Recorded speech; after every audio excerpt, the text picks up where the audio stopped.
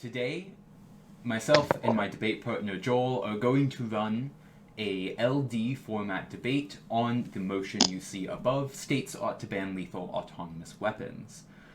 Joel is going to be taking the proposition side, I will be debating for the negation. After you have watched this video, please go through the subsequent videos, which I hope to post in the near future, which are going to go over the individual speeches and elements of our speeches in order to make this as helpful to your learning process as possible. Honorable Judge, lethal autonomous weapons not only have the potential to cause mass human rights violations on a global scale, but also have the potential to destabilize and disrupt our current global order, which is why I'm very proud to propose states ought to ban lethal autonomous weapons. My value for today's round will be peace and prosperity. My criterion will be that of human well-being. Quick justification. We think that peace and prosperity lead to benefits not only to the individual, but to society as well. On a utilitarian metric, this looks like amount of lives saved, and on an individual metric, this looks like self-actualization, which I think are both benefits that come to the individual and the society. So what I'm going to do in this speech is first do some top of case framing and then move on to my two constructive points for the round. So quick on definitions. The definition of ban is going to be officially or legally prohibit. When we're given the motion states ought to ban lethal autonomous weapons, we think that the main actor in this sense is going to be the United Nations. We've seen historical examples of the UN trying to push treaties to ban lethal autonomous weapons already, but also it just makes the most sense that the UN would be the actor to do this. On the definition of lethal autonomous weapons, since this is a new and emerging technology, there is not one set a clear definition, but the generally accepted one comes from the U.S. Department of Defense directive, which states that lethal autonomous weapons are just essentially weapon systems that, once activated, can select and engage targets without further intervention by a human operator. It stems from the name lethal autonomous weapons. These are weapons, robots that can be activated and use AI technology to target their targets without any need for human interaction or control over the weapon itself. So now that I've presented my framework criterions for the round, I'm going to move into my constructed material. I have 2 points for you today. First, on human rights and international humanitarian law, and then on international stability. So let's jump right into human rights. We think that essentially the crux of this contention is that the use of deadly force should always take place under meaningful human control. And what we see in the status quo is that lethal autonomous weapons already violate international humanitarian law. A couple of examples here. One, under the law of armed conflict, we think that lethal autonomous weapons violate the principle of distinction. That is to say, it is possible for these lethal autonomous weapons to become hacked and change their code to target not the directed target, but unarmed civilian, right? We think that this goes directly against the principle of distinction in the law of armed conflict. Furthermore, this violates the principle of proportionality. We think that lethal autonomous weapons and acts as a force multiplier. Lethal autonomous weapons can be applied to any range of current military technology, including nuclear technology. What we can see with this is a rise of AI nukes. We think this directly violates the principle of proportionality. We think we're more likely to see more bloodshed in the future once this technology is adopted. Furthermore, this goes against the principle of restricting the methods of warfare. That is to say, we think that lethal autonomous weapons are unnecessary in our global world order. That is, there is no benefit from adapting this technology, and for this, we can see no reason for us to engage, especially if it can have detrimental outcomes. Furthermore, this goes against a couple of codes already present in the Universal Declaration of Human Rights. Why is this? Well, for a couple of reasons. Now I'm going to move on to my second sub-contention, lethal autonomous weapons and the risks of it. First is hacking. We think that like lethal autonomous weapons probably have the same probability as being hacked as other already existing technology in the status quo. But what is different about this is the outcomes of being hacked. That is to say, even though the probabilities of technology being hacked are the same, the outcomes of lethal autonomous weapons being hacked are tenfold those of any other military technology bar nukes. Why is this? Well, we think that like the element of human control is necessary to identify something being hacked in the first place. That is to say, since a human won't be controlling this weapon, it'll be harder to identify hacking in the first place. But then also, it's much easier to hack the targeting system, which means that it's more likely that collateral damage happens. Again, reference my principle of distinction in law of armed conflict. Furthermore, we think that the rise of lethal autonomous weapons we can see this technology going into the hands of bad actors. Why is this bad? Well, we think that lethal autonomous weapons are like they don't only like provide more military power to states but also to bad actors. That is to say, if Hitler had access to lethal autonomous weapons that could target like individuals based upon the color of their skin or whatever, we think that Hitler would probably be a lot better at doing the bad things that he did. We think this idea extends to terrorism in the status quo, and we can see that the rise of this technology will lead to the rise of this going into the hands of terrorists. Why is this? Well, we think that lethal autonomous weapons are not like nukes. That is to say, there are no hard to get materials, so it's very cheap and easy to make, which will imply that we see a rise of this happening on the black market. The third reason, or the third major risk of laws, is that of machine error. That is to say, accountability becomes removed when there is no human element applied. It's much easier for a robot to make decisions about who to kill based upon algorithms, and algorithms are not always the best at as a determining factor. We can see, especially in newer technology, that this is more likely to happen, more machine error, more unnecessary deaths in the status quo. For the remainder of my time, I'm going to now move on to my second contention of international stability, and I'll probably get to more of it in my second speech. Wait, I only have 6 minutes? I thought I had 7. Oops. In that case, I will move on to my second contention in my second speech. But I'm still very proud to propose. Thank you. Okay, so I agree with a lot of the top of case material that you brought to us. I'm fine with your evaluation of lives saved and self-actualization, and I'll get into that in my speech. So I'm just going to move on to some of the individual arguments you brought through and try to understand some of the analytics you brought behind it a bit better. One of the first arguments that you brought against lethal autonomous weapons is the idea that it violates international law, specifically because it could be hacked. Isn't it, therefore, the piece of code that is violating international law, and not the weapon which was not created in such a way to do so? Well, the weapon itself, lethal autonomous weapons, rely on AI technology to be adapted in the first place. So if your plan is to like ban AI technology, we think that affirms the resolution of banning lethal autonomous weapons. So when you say that the weapon would be hacked and then it might violate international law, it isn't the state which created the law, it's the hacking party which perverted it in order to violate international law. Isn't that correct? Well, that may be true. I think that Okay, glad you agree. Thank you. Okay. So more on hacking though. Would you support lethal autonomous weapons that are closed circuit, that is to say, could not communicate while they are on a mission and therefore couldn't be hacked? I think that would have the potential to be even worse, because if you have a closed circuit program, that essentially means that a human presses the button, it flies into the air, and the human literally cannot do anything else to change the direction or outcome of that missile. I think that that's problematic at the point at which that removes the human element of that. And Okay, you just lethal autonomous inadvertently weapons going referred... against international human law is not only because of hacking; it's because of the removal of human element. But yeah. So how is such a closed circuit system different from a conventional missile, which you fire and then it hits a target? Isn't it still I think more discriminatory because it can target individuals as opposed to buildings or cities? well, I think that rising missile technology can make it more discriminatory. That is to say, there is no need for lethal autonomous weapons, Okay, so were but the also the missiles they closed used circuit illegal? program still can be hacked. Okay, that's simply not true, but let's move on. Another of the arguments you brought was about bad actors, like terrorist organizations. You also claimed in that same point that laws were cheap and easy to create. Doesn't that mean that even if states ban them, terrorist actors will be able to develop lethal autonomous weapons, and therefore be the only ones to have them if states are unwilling to produce them?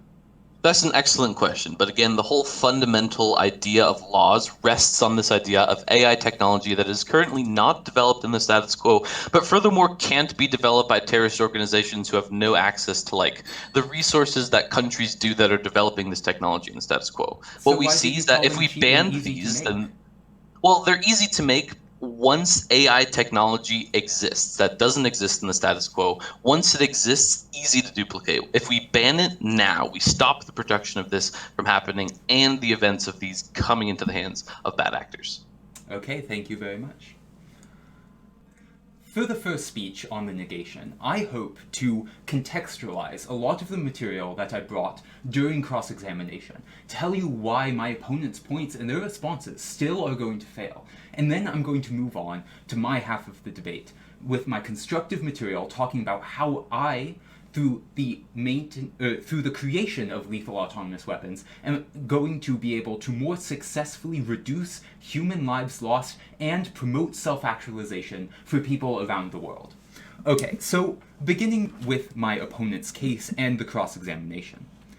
As I'm going to go through this in the same order it was given. So first, on the violation of international law, my opponent offers two arguments here. The first one was on hacking, and I don't believe that we should place the moral culpability of the hacked party, that is to say the party who had no authority over the lethal autonomous weapon targeting people indiscriminately. They are not violating international law. It is the hacking party, and we aren't saying that states ought to ban the use of computer hacking. We're saying lethal autonomous weapons. Those are separate issues, and I think that Joel is indicting the wrong party in this issue. But then also on proportionality. I don't believe that there is any reason whatsoever why lethal autonomous weapons are unable to offer proportional responses. That is to say that you can program lethal autonomous weapons to target a very limited area or a specific individual, and therefore you can respond to an assassination of one of your citizens through an assassination of one of theirs. That is directly proportional and therefore doesn't violate that value. I don't know how Joel gets any links to nuclear arms escalation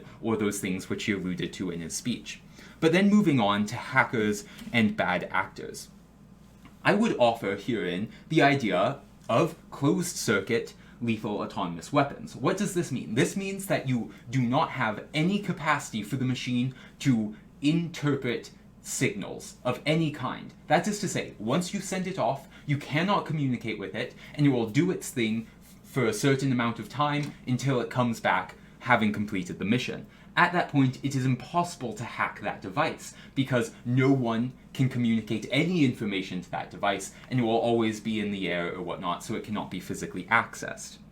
Okay, but then also on bad actors. Joel says that it would be impossible for them to create the necessary code to run a lethal autonomous weapon, but I don't believe that at the point at which he described them himself as cheap and easy to produce, that they would not be able to produce the requisite code at the same time. Realize that terrorist organizations are a lot more sophisticated than they used to be and have been able to hack many Western companies even who invest a lot in cybersecurity, such as social media companies. At that point, realize that they are modernizing their terrorist activities, and it is reasonable to believe that with the increasing access to artificial intelligence of all kinds, terrorist organizations would be able to reasonably create targeting software. And then finally, very quickly, on machine error, I think human error is more likely than machine error. Machines are pretty good at staying consistent. Okay, now getting on to my constructive material, because I already spent far too much time on deconstruction. So, the first point I want to offer to you is about laws versus conventional weapons, how I better fulfill Joel's criteria of lives saved. After that, I'm also going to discuss casualties of war, once again under that same value, before finally I move on to states' obligations, talking about how we get better self-actualization when states listen to their people. Okay, so first on lethal autonomous weapons versus conventional weapons. Realize that we are not, in this debate, evaluating whether war is good or bad. The central question is whether lethal autonomous weapons are uniquely harmful in comparison to the only alternative, which is conventional weapons. At the point at which Joel will be unable to offer any uniqueness, there will be no unique harms and no reason to vote for a ban. Okay, so why is there no uniqueness between conventional and lethal autonomous weapons, and why are lethal autonomous weapons still sometimes preferable. So realize that unmanned weapons are actually incredibly common in the world today. What do they look like? They look like landmines, spring-loaded guns, or even more advanced pieces of technology like the Iron Dome in Israel. They are used both for defensive and offensive operations. Lethal autonomous weapons will actually be preferable to all of these conventional alternatives because they are far more advanced and far more targeted. First off, they are able to use things like recognition systems to avoid civilian casualties, looking for specific insignia, behavioral profiles, or even a target's height in order to determine the difference between a terrorist and a schoolchild in a hostage situation, for instance. At that point, we will be able to more directly assault bad actors while conventional weapons such as landmines would be unable to do so. Realize so too, though, that this technology is also much more removable. The counter-narrative with landmines as the dominant method is going to be far less effective at recalling those weapons at the end of the war. Realize that there are massive projects with hundreds of millions of dollars invested around the world to clean up landmines used from wars decades ago, and even now there are still tens of thousands of deaths corresponding with landmines every couple years. But then finally, realize that banning lethal autonomous weapons will directly relate to a massive increase in the use of these conventional weapons. Look to the Trump administration. Even the United States, an ostensibly moral country, has been ramping up its ability to use mines, having reversed a ban just over this past year, but also the Pentagon declaring that mines are a, quote, vital tool of warfare. Okay, at this point, we can see, specifically because of the increased targeting and the removability, that we will see a drop in civilian deaths. But now, moving on to my second point on casualties of war. Realize that if we are able to eventually reach the idealized pinnacle of lethal autonomous weapons clashing, for instance, on the border of North Korea and South Korea, then we would be able to also eliminate the loss of life for military personnel. And at the point at which lethal autonomous weapons allow us to target specific individuals, meaning that we no longer have to attack civilians, and between great powers be able to merely engage in destruction of the means of warfare, that is, your opposing weapons or creation facilities, then we will be able to wage virtually bloodless wars and ensure that more people are able to live and self-actualize. Okay, so Henry, if I offered you $10 without any downsides, would you take it? Yeah. Awesome. Do you think in war, if generals had the capability to wage war on another country without experience any loss of life, do you think they would be more likely to do it?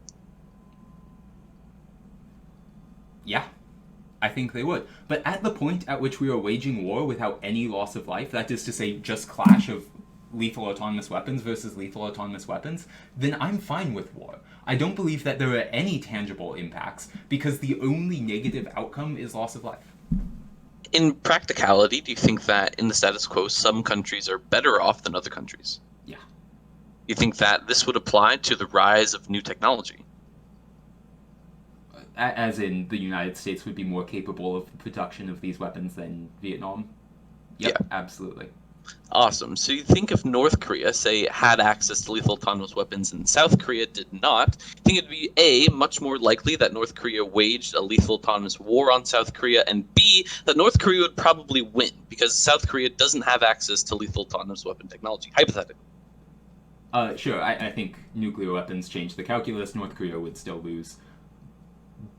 Yeah, in practical sense. And actually, the nuclear technology kind of leads me to my question on your first contention, because you say that there are only two types of warfare, lethal autonomous weapons versus conventional warfare. But do you agree that nuclear warfare is like a type of warfare that exists in the status quo, and that it's done a pretty good job of maintaining world order through mutually assured destruction? Yeah, so honestly, I don't think that great power conflict really is coming into this debate anymore. That's why I spent so little time on it. This is primarily going to apply to places like in the Middle East, where there are peacekeeping efforts or things like that. And that is one of the reasons why being able to target rebel leaders and whatnot is so valuable, so we can do things like decapitation efforts without a full-on invasion. So in your speech, I think you admitted that terrorism has become much more modernized, and they've been able to hack into like Western institutions already in the status quo, right? Yes, which is I think why I that's proposed the unhackable alternative of closed system lethal autonomous weapons. so. You also admitted that human error is much more likely than machine error. Yeah, I think so. So what happens if a human error on this closed circuit missile defense program, say, puts it for the wrong target and sends it? Now it's incapable of being changed. Yeah, so I think that fundamentally this is no different from a human using a conventional weapon, like a gun or a human guided drone or missile, to kill those people. And I think that in a world without lethal autonomous weapons, then we are more likely to see that human error. Honorable Judge, the big thing that I'm missing from the previous speaker's speech is a real impact of what the benefits of these lethal autonomous weapons are. That is to say, I think that I can comparatively outweigh the list of few advantages that we get from Henry on like the actual benefits of lethal autonomous weapons. So what I'm going to do in this speech is first respond to and defend my case that Henry attacked, then respond to Henry's case, and then finally, if I have time, talk about international stability, why you can basically throw that out the window once we don't ban lethal autonomous weapons. So first, on the defense of my case, Henry provides a few attacks for my case. First, on this idea of hackers and closed circuit programs. Recognize that also Henry's a little bit contradictory when he admits that hackers are becoming more modernized, being able to hack into like situations in Western intelligence agencies. I think that this goes to show that it's a lot more likely that lethal autonomous weapons become hacked in the status quo. Furthermore, we have to recognize that lethal autonomous weapons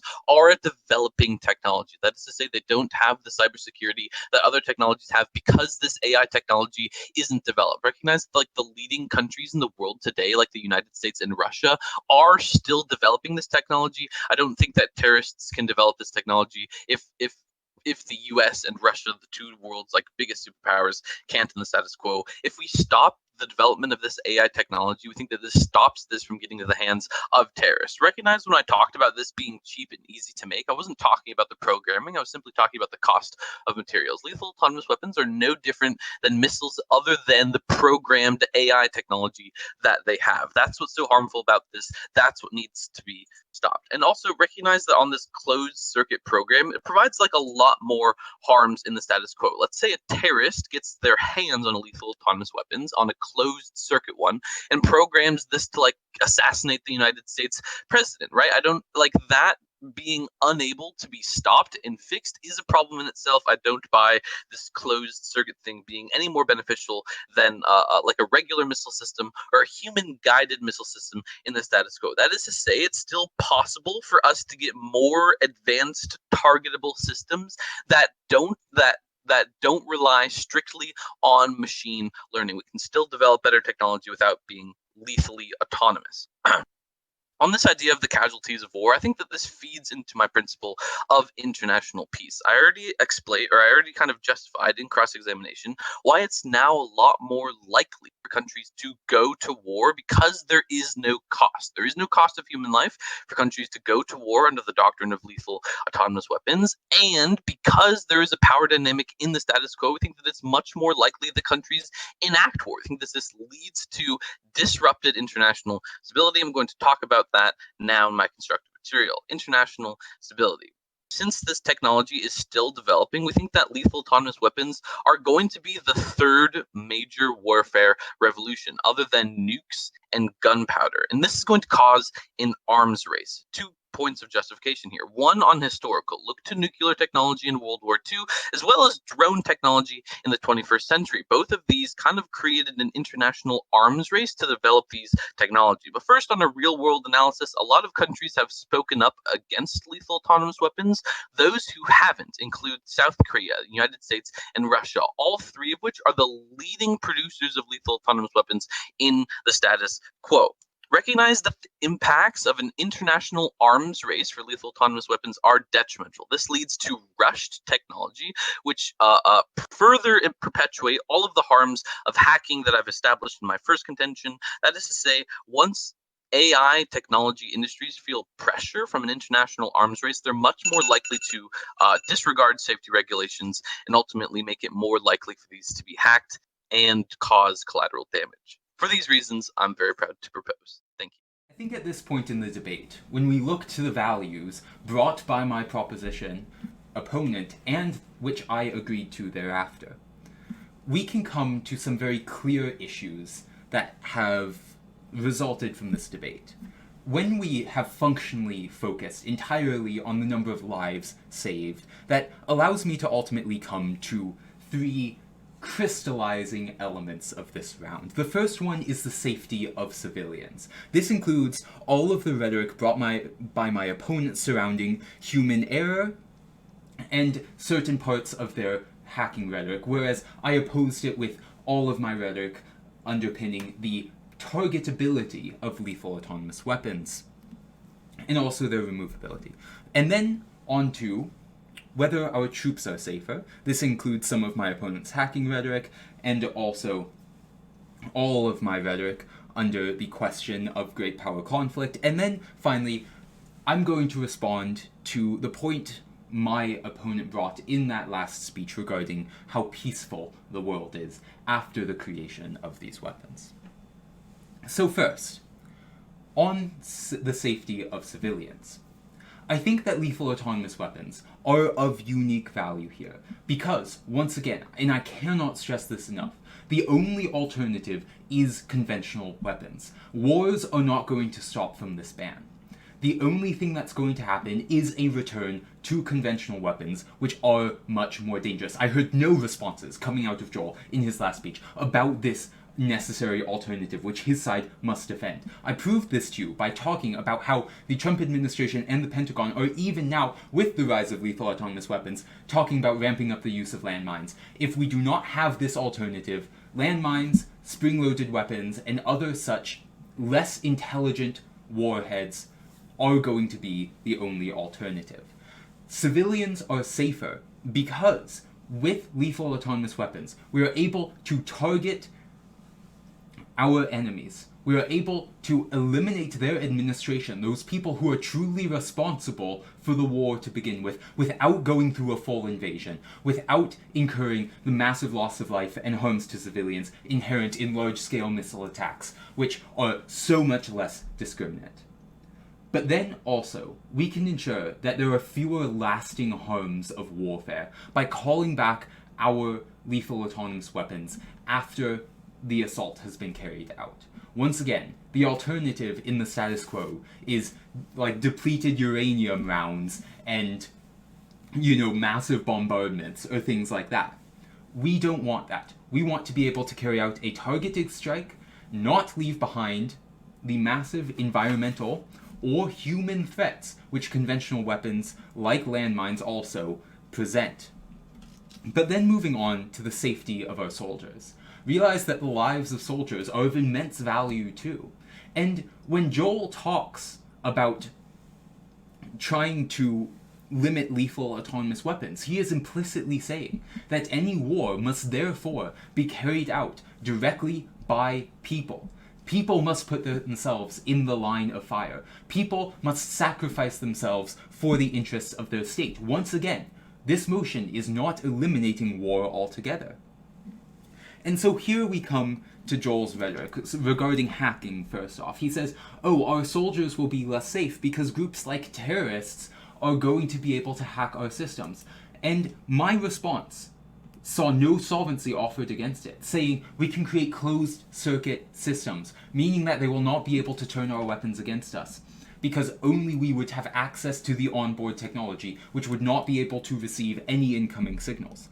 At that point, terrorist organizations would never get access to the artificial intelligence incorporated in those machines or the code actively running in them. At that point, we could be sure that bad actors would have no greater access to this technology than they do in the status quo. But then meanwhile, if states do not today create this technology, then we will be affording our enemies, those terrorist organizations with which Joel so fears, the opportunity to develop this technology over the longer term of their own volition. And at that point, they would become a more real and present threat to our soldiers than they currently could or ever would be able to if lethal autonomous weapon clash would become the future of warfare. At that point, we have now proven on the negation that both civilians and troops are more safe in the negation world. Now finally, in my last minute, I'm going to respond to that new argumentation coming out of my opponent's rebuttal speech. That is to say, a more peaceful world is what my opponent aspires to. So I'm going to look into the two types of warfare we have seen throughout history. The first being great power warfare. And my opponent more or less agreed in cross-examination. Great power warfare is a thing of the past. Nuclear weapons has seen to it. He talks about the development being largely in the United States, Russia, and South Korea. Well, the United States and Russia both have nuclear weapons. They'll never be fighting again in the future. So the only kind of warfare we can expect would be between great and smaller powers and with terrorists. And at that point, uniquely, we realize that lethal autonomous weapons allow moral actors, that is to say not terrorists, to be more effective in their campaigns and ensure that the greatest casualty of those wars, collateral damage, need not happen in the future. At the end of the day, the world is a safer place with lethal autonomous weapons. Thank you. Honorable Judge, I think that my opponent pretty well defined the key issues in the round. I'm going to talk about them, go through them, but I think there's a third one that was not addressed, and that is global stabilization, which I will also address in my 3 issues for the round. So first, let's talk about the well-being of citizens. I think that under the world where lethal autonomous weapons are banned and not developed, they are safer. Why is this? A couple of different reasons. Well, Henry says that the only alternative to lethal autonomous weapons warfare is that of conventional weapons. I think that this is untrue, especially in that previous speech when he admits that nuclear warfare, A, is an existing type of warfare in the status quo, but B, has been effective in stopping superpowers and stopping conventional warfare in the status quo. That is to say, nuclear warfare has saved countless lives. There's no need for lethal autonomous weapons to do anything more in the future. But Henry says that this is going to increase targetability, which is a net gain on the well-being of citizens. First off, recognize that we're only discussing in this sense the well-being of civilians, not in like developed countries like the United States. That is to say, because of the existing power dynamic in the status quo, it's much more likely that a citizen casualty happens in a country where this technology is not developed. And I think that this targetability point falls for 2 reasons. First, because it's still possible for us to increase targetability on other types of weaponry. That is to say, once lethal autonomous weapons become developed, it's much more unlikely that we focus on increasing the targetability of our other weapons because we have lethal autonomous weapons as an outcome. But also, I don't think that targetability increases. This is for a couple of reasons. I've already talked about terrorism and why it's much more likely that this falls in the hands of terrorists, which again decreases the well-being of civilians, but also the potential for these weapons to be hacked increases, and also machine error as well. This is a new technology that's still being developed, and especially if this leads to a global arm race, this is going to lead to a quicker version of code being implemented that's much more likely to A, have machine error, but B, be hacked as well. So now let's talk about the well-being of soldiers. 2 points here. First off, it's important to recognize that the well-being of civilians, the moral value of a citizen life, is higher than one of a military life. Why is this? Well, first, because of choice. That is to say, military individuals signed up and registered for their army. They know what they're getting into. Civilians don't. So already, I think that I'm outweighing when I've showed that civilian lives are much more likely to be harmed than those of soldiers. But second, I think that it's actually bad that soldiers have more well-being. Why is this? Why is this controversial? Well, one, we think that the removal of deaths from warfare increases the likelihood of warfare happening in the future. Henry already has agreed to why warfare is bad. We think that we want to remove that. But third, on global stabilization, we think that this goes away because of the arms race that is inevitable from allowing lethal autonomous weapons to exist. And again, we think the impacts of that, I've already explained, this is going to lead to rushed technology, which is much more likely for all of my impacts to happen. For these reasons, I'm very proud to propose.